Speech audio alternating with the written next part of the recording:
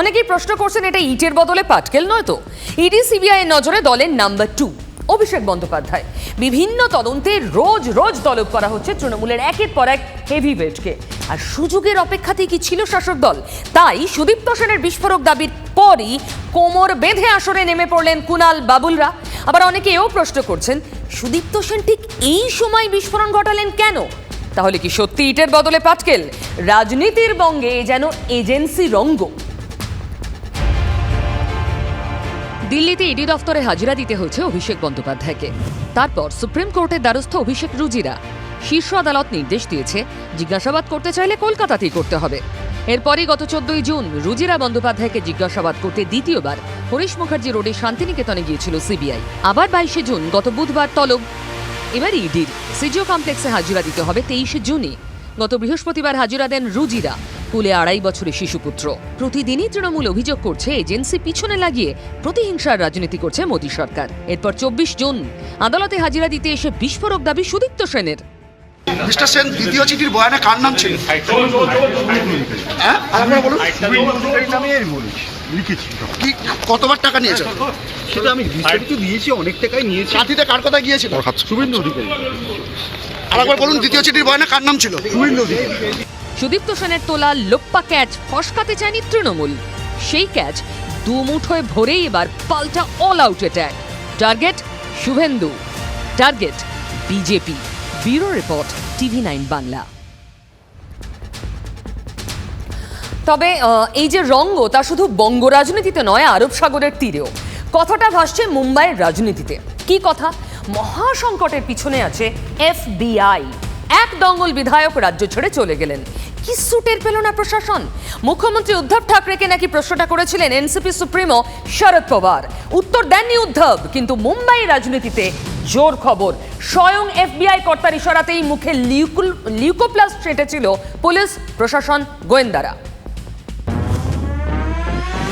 মহারাষ্ট্রের রাজনীতিতে ইদানিং চালু কথা হলো উদ্ধব চলেন পাওয়ারের কথায়, আর প্রশাসন চলে ফাড়নবিশের কথায়। দেবেন্দ্র ফাড়নবিশ, প্রাক্তন মুখ্যমন্ত্রী, একবার মজা করে বলেছিলেন তিনি হলেন FBI এর মাথা। FBI, Fadnavis bureau of investigation. যা ইঙ্গিত, তাতে কয়েকদিনের মধ্যেই জাল গুটিয়ে ফেলবেন। বিজেপি অবশ্য সরকারিভাবে বারে বারেই বলছে এইসব গোলমালের সঙ্গে তাদের দূর দূর তাক কোনো যোগাযোগ নেই। তাহলে কেন্দ্রীয় রেল প্রতিমন্ত্রী, রাজ্য বিজেপির প্রাক্তন সভাপতি রাও সাহেব দানভে বলে ফেলেছেন আর 2-3 দিন তিনি বিরোধী শিবিরে থাকবেন। সেটা ধরেই 2-2 4 করার চেষ্টা। যত সময় গড়াচ্ছে ততই বেশি বেশি করে জালে জড়াচ্ছেন উদ্ধব ঠাকরে। একনাথ শিন্ডের নেতৃত্বে 38 বিধায়ক সমর্থন তুলে নেওয়ার কথা জানালেন সুপ্রিম কোর্টে। বিরোধী শিবিরে যাওয়া 9 মন্ত্রীর পদ কেড়ে নিয়েছেন উদ্ধব। তাঁর ইচ্ছেতেই ডেপুটি স্পিকার নরহরি সীতারাম জিরওয়াল কানাথ শিন্ডে সহ 16 বিরোধী বিধায়ককে বরখাস্তের নোটিশ পাঠিয়ে আজ বিকেলের মধ্যে আত্মপক্ষ সমর্থনের নির্দেশ দিয়েছিলেন। সুপ্রিম কোর্টের বিচারপতি সূর্যকান্ত ও বিচারপতি JB পারিয়ালার ডিভিশন বেঞ্চের নির্দেশ, 11 জুলাই মামলার পরবর্তী শুনানি পর্যন্ত কোনো ব্যবস্থা নেওয়া যাবে না। উল্টে কেন নোটিশ পাঠিয়েছেন? ডেপুটি স্পিকারকে 5 দিনের মধ্যে তার ব্যাখ্যা দিতে হবে। ডেপুটি স্পিকার নিজেই তার বিরুদ্ধে আনা অনাস্থা প্রস্তাব খারিজ করে দিয়েছেন। বিচারপতি সূর্যকান্ত বলেন, নিজেই তার বিরুদ্ধে আনা অপসারণের প্রস্তাবের বিচারক হতে পারেন? সদল বলে নেমেছেন আগেই। মাতোশ্রী খালি করে সপরিবার যুদ্ধে নেমে গেছেন উদ্ধব। স্ত্রী রশ্মিও বিদ্রোহীদের স্ত্রীদের সঙ্গে কথা বলছেন। বিদ্রোহী একনাথ আবার কথা বলেছেন উদ্ধবের খুড়তুতো ভাই MNS নেতা রাজ ঠাকরের সঙ্গে। মহারাষ্ট্রের রাজনীতিতে সর্বঘটে কাঁঠালি কলা দাউদ ইব্রাহিম। শিন্ডে প্রশ্ন তুলছেন, দাউদ ঘনিষ্ঠদের সঙ্গে কিভাবে ঘর করেন উদ্ধব? আদিত্যর আবার দাবি, 20 মে একনাথ শিন্ডেকে ফোনে মুখ্যমন্ত্রী হওয়ার প্রস্তাব দেন উদ্ধব। তখন নাকি শিন্ডে কেঁদে ভাসান। মানে একেবারে নাচে গানে জমজমাট। ছি ছি, কি যে সব বলছি। এত সব মান্যিগণ্যি নেতারা জড়িয়ে। আচ্ছা, এই যে এত নেতা, এই যে এত সময়, শক্তি, অর্থ খরচ করছেন, তার সিকিভাগও যদি না, মানে আসামে তো বন্যা বিধ্বস্ত মানুষ। থাক, পাবলিকের কথা ভাবতে বইই গেছে। বলে বলে গোল করছেন দেবেন্দ্র ফাড়নবিশ। গোল খেতে খেতে উদ্ধব ঠাকরে ক্রমশ বুঝতে পারছিলেন খেলা তার হাতের বাইরে চলে যাচ্ছে। আর তখন থেকেই উঠছিল এজেন্সি ব্যবহারের অভিযোগ। কাকে কেন্দ্রীয় এজেন্সি ডেকেছে তা অবশ্য একবারও বলেননি শিবসেনা নেতারা। বললেন আজ, বললেন শিবসেনার দাপুটে সাংসদ সঞ্জয় রাউতকে ডেকেছে ইডি, যেতে হবে আগামীকাল। মুম্বাইয়ে 1034 কোটি টাকার পাট্রা চাউল কেলেঙ্কারি মামলায় এপ্রিলেই সঞ্জয়ের কিছু সম্পত্তি বাজেয়াপ্ত করেছিল ইডি। মঙ্গলবারই যেতে বলা হয়েছে রাজ্যসভা সাংসদকে। সঞ্জয় টুইট করেছেন, মাথা কেটে ফেললেও আমি গুয়াহাটি যাব না। पूरा अंदेशा था कि मेरे बारे में मुझे रोकने के लिए, शिवसेना को रोकने के लिए कुछ लोग इकट्ठा आएंगे महाराष्ट्र के खिलाफ और मुझे और मेरे कोई साथी हुए उनको तकलीफ देंगे। लेकिन चाहे आप मुझे कितनी भी तकलीफ दीजिए, मुझे फांसी पर चढ़ाइए, मेरी गर्दन काट लीजिए, मैं गुवाहाटी में जाने वाला नहीं। সাম্প্রতিক অতীতে রাহুল গান্ধীকে 5 দিনে 50 ঘন্টা জিজ্ঞাসাবাদ করেছে ইডি। ডেকেছে অভিষেক বন্দ্যোপাধ্যায়ের স্ত্রীকেও, এবার সঞ্জয়। যে কথা বলবে সত্যি কথা, তার বিরুদ্ধে নয় সিবিআই নয় ইডি। আজকে তো দেখলাম মহারাষ্ট্রেও শিবসেনার একজন নেতার নামে সমস্ত প্রপার্টি অ্যাটাচ করে দিয়েছে ইডিতে। আর এইভাবে দেশ চলে। 23 ফেব্রুয়ারি ইডি মহারাষ্ট্রের মন্ত্রী এনসিপি নেতা নবাব মালিককে গ্রেফতারের পর থেকেই এজেন্সি ব্যবহারের অভিযোগে সরব এনসিপি, শিবসেনা, কংগ্রেস। প্রথমে রাজ্যসভা, তারপর বিধান পরিষদের ভোটে বলে বলে বাড়তি আসন জিতে নেন বিজেপি নেতা দেবেন্দ্র ফাড়নবিস। তারপর ঝোলা থেকে বেড়াল বেরোয়। এক গাদা বিধায়ককে সঙ্গে নিয়ে শিবসেনার অন্যতম শীর্ষ নেতা একনাথ শিন্ডে গুজরাটের সুরাট ঘুরে ঘাঁটি গাড়লেন অসমের গুয়াহাটি হোটেলে। শিবসেনা অভিযোগ করেছিল একনাথ শিন্ডে সহ বিদ্রোহী বিধায়কদের বেশিরভাগই ইডির নোটিশ পেয়েছেন বা পাওয়ার ভয় পাচ্ছেন। किस हालात में, किस दबाव में, किस प्रेशर में ये लोग हमें छोड़कर चले गए हैं, उसका खुलासा जल्द ही हो जाएगा। শিবসেনা তৃণমূলের পাশে দাঁড়িয়ে সিপিএমও এজেন্সির জুজুর অভিযোগ তুলছে। সত্যি কি রাজনৈতিক লাভের জন্য এজেন্সিকে ব্যবহার করছে কেন্দ্রের শাসক দল, যেমনটা এ রাজ্যে তারা করে রাজ্যের শাসক দলের বিরুদ্ধে? কিন্তু প্রশ্নটা হলো, কোনো ফাঁক নেই, তবু এজেন্সি লেলিয়ে দেওয়া হচ্ছে। এটা কি সম্ভব? খোলা তার, জমা জলে মরণ ফাঁদ আর মৃত্যু। ফি বছর বৃষ্টি হলেই এই ঘটনা কেন বলুন তো? হরিদেবপুরে পড়ুয়ার মৃত্যু চিৎকার করে এই প্রশ্নের উত্তরই চাইছে, চোখে আঙুল দিয়ে দেখিয়ে দিচ্ছে এক ভুল বারবার হচ্ছে, কিন্তু ভুল শুধরে নেবে এমন চেষ্টা আছে। ভুলের গোলক ধাঁধায় খালি হয়ে যায় মায়ের কোল, আর দায়ে ঠেলাঠেলি করে জিতে যায় রাজনীতি। আমাদের প্রত্যেকটা জোনের দায়িত্ব দেওয়া হয়েছে যাতে কোনো জায়গায় খোলা তার না থাকে, মানে নেকেড তার না, ওয়্যার না থাকে। গত মে মাসে এই নির্দেশ দিয়েছিলেন মেয়র ফিরহাদ হাকিম, কিন্তু নির্দেশ পালন হলো কই? সেই প্রশ্নটাই জানতে চায় হরিদেবপুর। রবিবারের সন্ধ্যায় জল ঠেলে শিক্ষিকার বাড়ি যাওয়ার সময় ল্যাম্পপোস্টে হাত দিতেই বিদ্যুৎস্পৃষ্ট হয় 12 বছরের নীতিশ যাদব। 8 ঘন্টা রাস্তাতেই পড়ে থাকে, কিন্তু ভয়ে কেউ এগোতে পারেনি।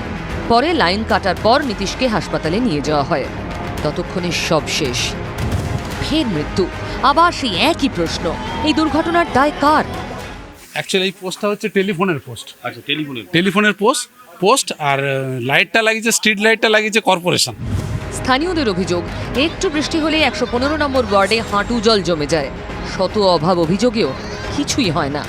যখন মারা গেল তখন লোক এসে জল নামাচ্ছে, কারেন্ট অফ করছে, তার আগে করলে কি ক্ষতিটা হতো? এটা আমাদের এইখানে লজ্জার কথা। কি আর বলবো বলুন তো, কিছু বলার আর নেই আমাদের। আমরা অনেক জানিয়েছি, অনেক করেছি, বলেছি, এই জল আর কমানো যায় না। দেখভালের লোক নেই। এই যে জলগুলো যে জমে থাকে, কি করে জলটা চলে গেল রাতারাতি, আপনারা বলুন না। আগে থেকে সতর্ক হলে কি এভাবে চলে যেতে হতো নীতিশকে? প্রশ্নের উত্তর দেবে কে? ক্ষতিটা পূরণ দিতে পারবে না, আমার ছেলেকে ফেরত দিতে পারবে না। কি আর বলবো আমি, আমার আর কিছু বলা নেই, আমার ভাষা নেই, আমি শেষ হয়ে গেছি একদম। হরিদেবপুরে কি হচ্ছে বলুন তো এখন? এই ব্যাটাকে ছেড়ে ওই ব্যাটাকে ধর। বিএসএনএল এর পোস্টে স্ট্রিট লাইট, আর সেই পোস্টে ইলেকট্রিকের খোলা তার, আর জমা জলে পোস্টে হাত দিতেই বিদ্যুৎস্পৃষ্ট 12 বছরের ছোট্ট নীতিশ। গাফিলতিটা তো দিনের আলোর মতো স্পষ্ট। একের পর এক প্রশ্ন, উত্তর দেবে কে? এত মাথা ঢাকতে পা বেরিয়ে পড়ার অবস্থা। আর বলো না, নীতিশ আমার নেই গো, নীতিশ ক্যান্সার খেয়ে মরে গেছে দাদা। 12 বছরের নীতিশ যাদবের মৃত্যু একের পর এক প্রশ্ন তুলে দিয়েছে। সেই প্রশ্নের উত্তর দিতেই হিমশিম কর্তা ব্যক্তিরা।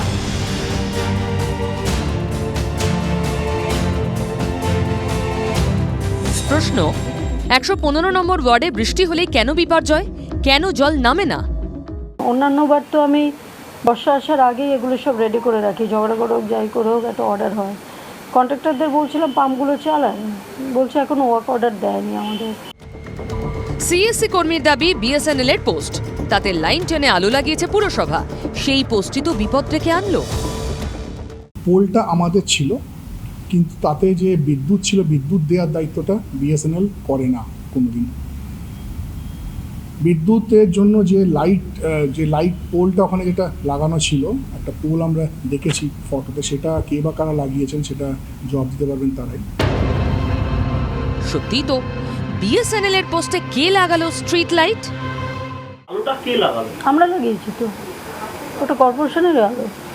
কর্পোরেশনের আলো কর্পোরেশন মেইন লাইন থেকে নিয়েছে তো, পোস্টের থেকে ওই ওপরের পোস্ট থেকে নিয়েছে, কিন্তু এই যে কানেকশনটা লাগানো যেটা তারটা থাকে তো কোনো টাচ নেই। সিএসসির লাইনটা কিন্তু আন্ডারগ্রাউন্ড। কদিন আগে ফল্ট হয়েছিল সিএসসির, ওই পোস্টার নিচে নাকি ওরা খোঁড়াখুড়ি করেছিল, এই দুটোই দেখা দরকার। সিএসসির দাবি, ফিজ মোহাম্মদ ইশাক রোডে সিএসসির সব কেবল ভূগর্ভস্থ। বাতিস্তম্ভটি সিএসসি নয়, ফলত তার রক্ষণাবেক্ষণও সিএসসি করে না। বর্ষার আগেই লাইট পোস্টের বিপজ্জনক তার সারানোর নির্দেশ দিয়েছিল পুরসভা। তারপরও কি করে দুর্ঘটনা? মিউনিসিপ্যাল কমিশনারকে আমি বলেছি একটা পূর্ণাঙ্গ ইনকোয়ারি করার। কর্পোরেশনের দোষ, সিএসসির দোষ, টেলিফোনের দোষ, কার দোষ, এই ঠেলাঠেলি না করে।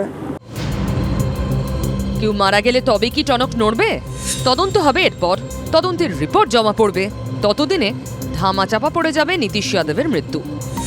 ফের একই ঘটনা ঘটলে তখন ফের ফিরে আসবে দমদম হাওড়া নীতিশ যাদব। সমস্যার সকলেই প্রশ্ন করবে, রাজা তোর কাপড় কোথায়? যে প্রশ্ন হরিদেবপুর তুলছে তার উত্তর কি খুব কঠিন? ঘুরে ফিরে যে যাই বলুক, মোদ্দা বিষয় তো গাফিলতি। অত্যন্ত মর্মান্তিক, হৃদয় বিদারক ঘটনা। যাদের উদাসীনতার জন্য, যাদের গাফিলতির জন্য আজকে এই ঘটনা ঘটলো, তাদের শাস্তি হওয়া উচিত। একটা দৃষ্টান্তমূলক শাস্তি বা পদক্ষেপ যদি হয়, তাহলে অন্তত কিছুটা মানুষের চেতনা ফিরবে। কিছু ব্যবস্থা নিতেই হবে, কঠোর ব্যবস্থা, যারা এই ঘটনার জন্য দায়ী। এখানে মৃত্যু ঘটেছে ছাত্রের, কার পোল সেটা তো বড় কথা নয়। এটা তো বোঝা গেছে যারাই পোল চালাচ্ছে তারা অপদার্থ। সে পুরসভা বসে চালাক আর কর্পোরেশন বসে চালাক, বিএসএনএল কেন্দ্র সরকারি চালাক আর রাজ্য সরকারি চালাক বা সিএসসি চালাক। এত কাণ্ডের পরেও, এত বাকযুদ্ধের পরেও যে ছবি দেখাবো এখন আপনাদের, চমকে যাবেন। দেখাবো সেই ছবি। গতকাল সন্ধে হরিদেবপুরের 115 নম্বর ওয়ার্ডে বিদ্যুৎ স্পৃষ্ট হয়ে পড়ে 12 বছরের নীতিশ। মৃত্যু হয়, তারপর দায় ঠেলাঠেলি। দেখুন 115 ওয়ার্ডেরই আরও একটি খোলা তারের বাক্সের ছবি আজ। টনক কোথায় নড়ছে, চেষ্টা কোথায় এগুলো বন্ধ করার?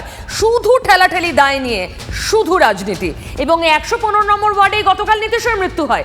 এই 115 নম্বর ওয়ার্ডেই খোলা তারের বাক্স, যেটা আবার একটা স্কুলের সামনে। ভাবুন, একটা স্কুলের সামনে। আরও অনেক নীতিশের শিকার হবে না কে বলতে পারে? দায় কে নেবে? এই প্রশ্ন তো অবশ্যই থাকে। তবে শুধুমাত্র 115 নম্বর ওয়ার্ড নয়, শেক্সপিয়ার সরণি, ময়দান মেট্রো, আশুতোষ মুখার্জি রোড, হাত বাড়ালেই বিপদ। একটার পর একটা ছবি আমরা ক্যামেরাবন্দি করেছি।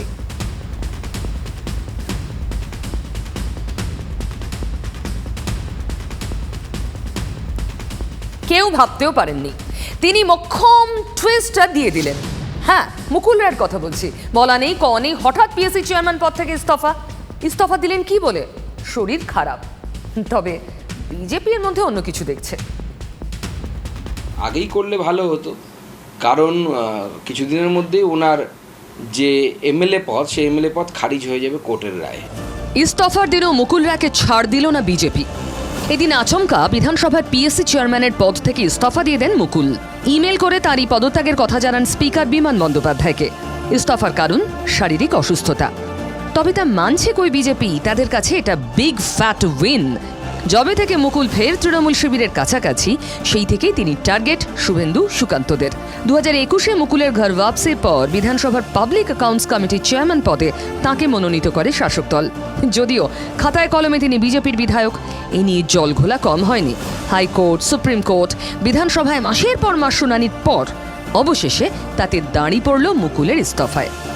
কোনো ব্যক্তি যদি শারীরিক কারণ দেখিয়ে শারীরিক কারণে অসুস্থতার জন্য কোনো দায়িত্ব বা কাজের চাপ থেকে তিনি অব্যাহতি চান, সেটা দল বলতে পারবেন। এই মুহূর্তে মুখপাত্র হিসেবে আমি বলার জায়গায় নেই। মুকুলের পদ খারিজ সংক্রান্ত শুনানিতে দুবার স্পিকার বিমান বন্দ্যোপাধ্যায় রায় দেন মুকুল রায় বিজেপিতেই রয়েছেন, তৃণমূলে যোগদানের কোনো প্রমাণ নেই। এই দিনের পদত্যাগ পর্বের পর তাকেও বিঁধছে বিজেপি।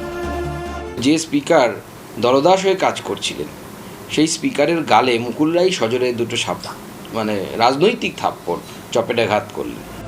কিন্তু বিতর্ক এখনো বাকি, কারণ বিজেপির টার্গেট তো মুকুল রায়ের বিধায়ক পদ খারিজ। এবার সেই লক্ষ্য পূরণ করতে কোমর কষছে গেরুয়া শিবির। রায়বাবুর তাই স্বস্তির সুযোগ নেই। সাধারণভাবে কি হয়, ছুটি শেষ হয়ে এলেই মনটা খারাপ হয়ে যায়, আবার অফিস, আবার স্কুল। কিন্তু এই ছুটি শেষ হতে আনন্দের বন্যা স্কুলে স্কুলে। দেখাবো আপনাদের।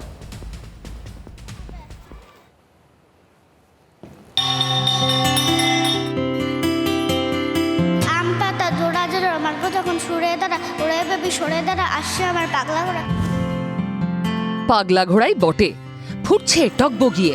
স্কুলে আসা মানে এদের কাছে যেন হাতে চাঁদ পাওয়া। ছুটির ফাঁদে পড়ে দিনের পর দিন বাড়িতে কাটাতে হয়েছে, ফের স্কুলে ফিরে তাই যেন ধরে প্রাণ পেল প্রত্যেকে। কেমন লাগছে বললে উত্তর একটাই, ভালো। স্কুলে আসলে ভালো লাগে না? বন্ধুদের সাথে পড়ছো, কতটা আনন্দ হচ্ছে? অনেকটা। কেমন লাগছে? ভালো লাগছে। তো রোজ স্কুলে এলে ভালো লাগবে? হ্যাঁ। এপ্রিলে হাঁসফাঁস গরমে স্কুলে গরমের ছুটি এগিয়ে আনে রাজ্য সরকার। 2রা মে থেকে ছুটি পড়ে যায়। স্কুল খোলার কথা ছিল 15ই জুন, সেটাও ফের বাড়িয়ে সরকারি বেসরকারি স্কুলগুলোতে তালা ঝুলিয়ে দেওয়া হয় 26শে জুন পর্যন্ত। অবশেষে এতদিনে স্কুল খুলল, স্বস্তির নিঃশ্বাস অভিভাবকদেরও। কোভিডের জন্য বাচ্চারা তো সবসময় ঘরে বদ্ধ হয়ে থাকছে, তাতে যদি স্কুলটা খোলা থাকলে ওরা একটা আনন্দের একটা পরিবেশ পায়। ওদের সবসময় কখন স্কুলে আসবে, স্কুল বন্ধ থাকা অবস্থায় ওরা ব্যাগ নিয়ে বেরিয়ে পড়তো। তাহলেই বুঝুন অবস্থা। স্কুল খোলার দাবিতে কত জায়গায় তো আন্দোলন পর্যন্ত করেছেন মা বাবারা। সন্তানের ভবিষ্যৎ বলে কথা। এই মিষ্টি মিষ্টি বাচ্চাদের ছেড়ে আমাদের একটুও ভালো লাগে না। তবে সরকারি নির্দেশিকা অনুযায়ী কোভিড বিধি মানার ক্ষেত্রে কড়াকড়ি থাকছে। ক্লাসগুলোতে কখনোই টিচার ছাড়া রাখা হচ্ছে না, যার ফলে ওরা সবসময় আন্ডার গাইডেন্স থাকছে। স্কুলে বসে পড়াশোনা, স্কুলের বেঞ্চে বসে পরীক্ষা, এই অভ্যেসটাই যেন হারাতে বসেছে এরা। প্রাণপণে আঁকড়ে ধরে থাকার লড়াই চলছে, কিন্তু কখনো কোভিড, কখনো গরম বাদ সাজছে। আর সবের সমাধান তো এক, ছুটি। যখন তখন যত ইচ্ছে। পড়াশোনা কিভাবে হবে বুঝে নিতে হবে নিজেদেরই।